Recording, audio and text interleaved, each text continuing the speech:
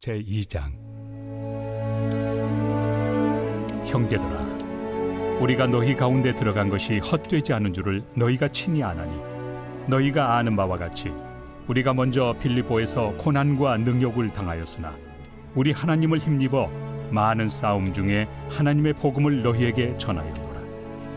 우리의 권면은 간사함이나 부정에서 난 것이 아니요 속임수로 하는 것도 아니라 오직 하나님께 옳게 여기심을 입어 복음을 위탁받았으니, 우리가 이와 같이 말함은 사람을 기쁘게 하려 함이 아니요 오직 우리 마음을 감찰하시는 하나님을 기쁘시게 하려 함이라.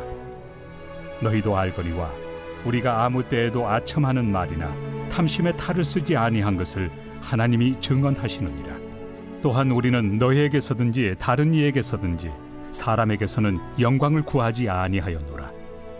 우리는 그리스도의 사도로서 마땅히 권위를 주장할 수 있으나 도리어 너희 가운데서 유순한 자가 되어 요모가 자기 자녀를 기름과 같이 하였으니, 우리가 이같이 너희를 사모하여 하나님의 복음뿐 아니라 우리의 목숨까지도 너희에게 주기를 기뻐함은 너희가 우리의 사랑하는 자 됨이라.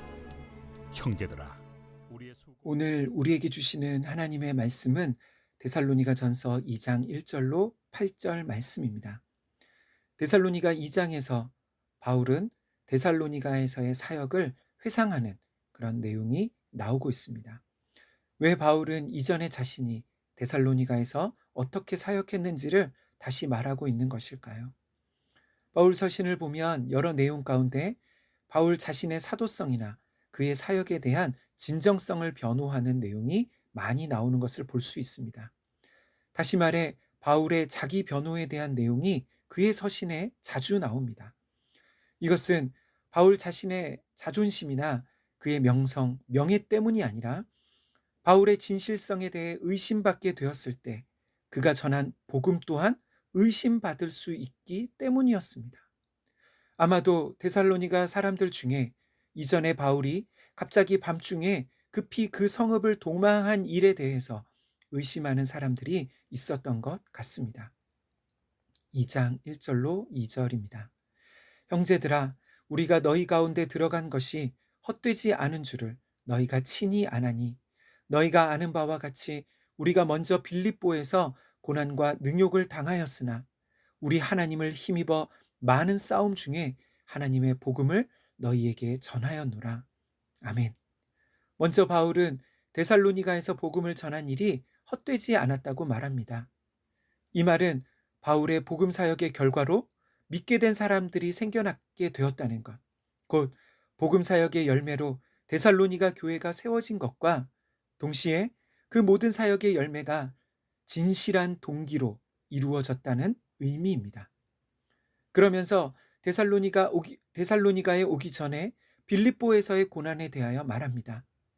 바울과 그의 동역자들은 하나님의 인도하심을 따라 마게도냐의 첫 성읍 빌립보에서 복음을 전하게 되었습니다. 그런데 그곳에서 많은 매를 맞고 감옥에 갇히게 되는 그런 고난과 능욕을 겪게 되었습니다. 그럼에도 불구하고 그들은 되돌아가지 않았고 계속해서 데살로니가에 가서 복음을 전했습니다. 뿐만 아니라 데살로니가에서도 유대인들의 시기로 불량배들의 위협에 처하기도 했습니다. 그런 많은 어려움 속에서 짧은 기간 동안 사역할 수밖에 없었음에도 그런 사역의 열매가 있었던 것은 하나님을 힘입어 하나님의 도우심으로 가능했던 것이지요.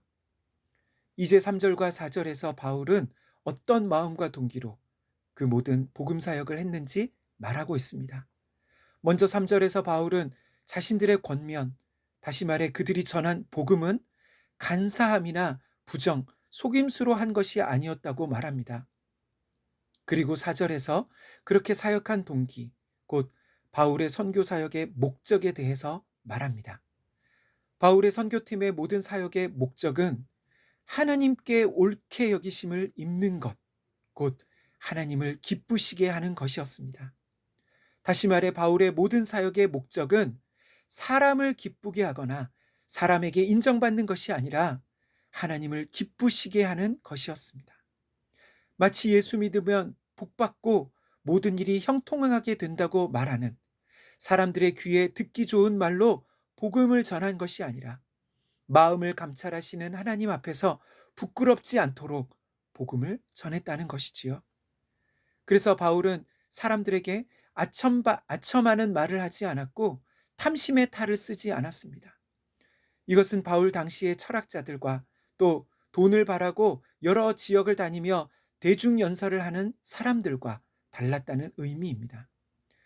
바울은 사람들로부터의 명예나 물질에 대한 욕심으로 사역하지 않았습니다. 무엇보다 바울은 데살로니가 성도들로부터 또 누구에게서든지 사람의 영광을 구하지 않았습니다. 사람의 영광을 구한다는 것은 하나님의 영광을 구하기보다 사람들에게 존경과 높임을 받는 것을 구했다는 것입니다. 처음엔 겸손하게 하나님의 영광을 구하며 사역하지만 시간이 지나면서 성도들과 사람들로부터 존경과 높임을 받을 때 스스로 조금씩 그렇게 자신이 높은 사람인 양 여기게 되는 그러한 유혹이 있는 것이지요.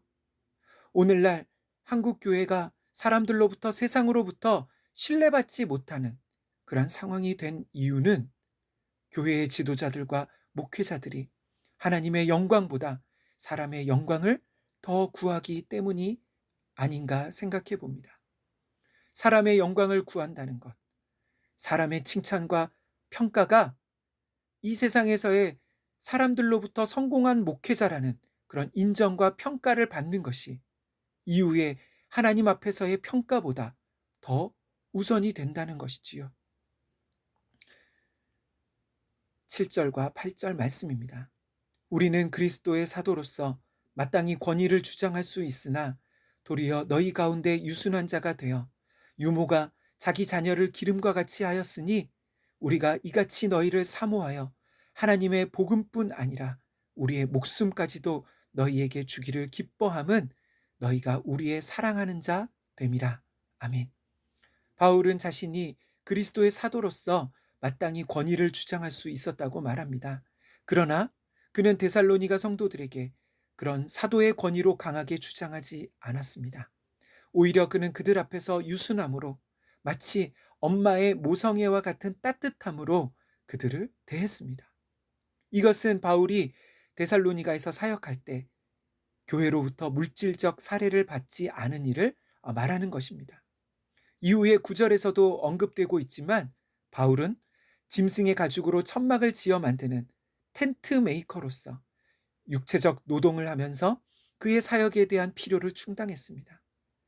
마지막으로 바울은 데살로니가 교회를 위해 복음뿐만 아니라 자신의 목숨까지도 주는 것이 기뻐했다고 말합니다.